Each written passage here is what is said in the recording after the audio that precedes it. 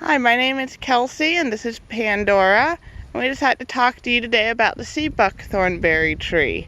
Technically it's not an herb, but once I start telling you about the lore, you'll see why I'm interested in it, because it's related to horses, a lot of the lore on it. In modern days, they use, from my research, they were saying that they use it for gut health of the horse and also prevention. And again, this is not medical or safety advice. This is just to get your interest and inspire you in this beautiful plant. Now, the Greeks actually have some legends of their own that connect this plant to horses. One is about after a battle, they released a bunch of horses into a forest that had a lot of sea buckthorn berry trees. And the reason they released these horses is because they thought that they were going to die. And they were surprised when eventually these horses returned to them, not only healed, but looking better than before the war. They had sleek, glossy, thick hair and coats. And so another legend, and maybe it was after this battle they started doing it, I don't know. But anyway, so another legend is, or I guess you could say it's more of a saying, but it's not confirmed, so I'm going to keep it as a legend in kind of folklore area.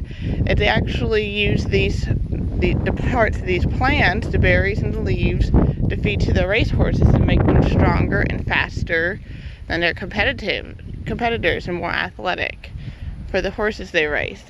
In Mongolia, they actually use this plant too for the horses. So they'd sick horses, they would just take them up and release them up in the mountain area where this plant grew wild and abundantly, and they would just leave the horses there, and eventually they'd come back for them and find them healed. And again, they also mentioned that the horses had beautiful, thick, glossy coats. And Genghis Khan is actually said to have used this plant to keep his horses healthy, and that was how he managed to be such a great warlord and conquer so much. Now, this plant, according to some, is the next and upcoming superfood because its nutrition profile, it has orange berries and they are edible. You can make juices, preserves, baked goods. You can even eat them fresh. And it may depend there's different varieties of the sea buckthorn berry. Now, some people say it's good fresh. Other people say it's a little bit acidic and a little bit tart. So it may just be personal preference, or it just may be the kind of tree. And this tree has been used to stabilize sand dunes. It's salt tolerant, so it can grow next to the ocean. It does have spines on it, so it can be a little pokey to pick the berries. And it has beautiful green and silver leaves, so it does make a beautiful ornamental bush for your garden that's also edible. It's also a nitrogen fixer, so that was awesome. But it can be a little bit invasive if you let it get out of control, because it has suckers that could spread that way. It could spread through the seeds.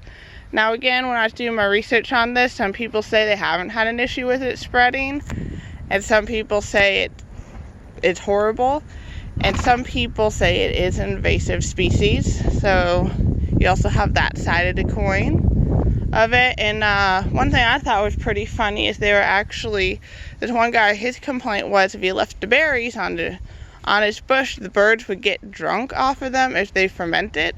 And so he would see birds that were sitting on his fence, and they would fall off the fence post because they were drunk.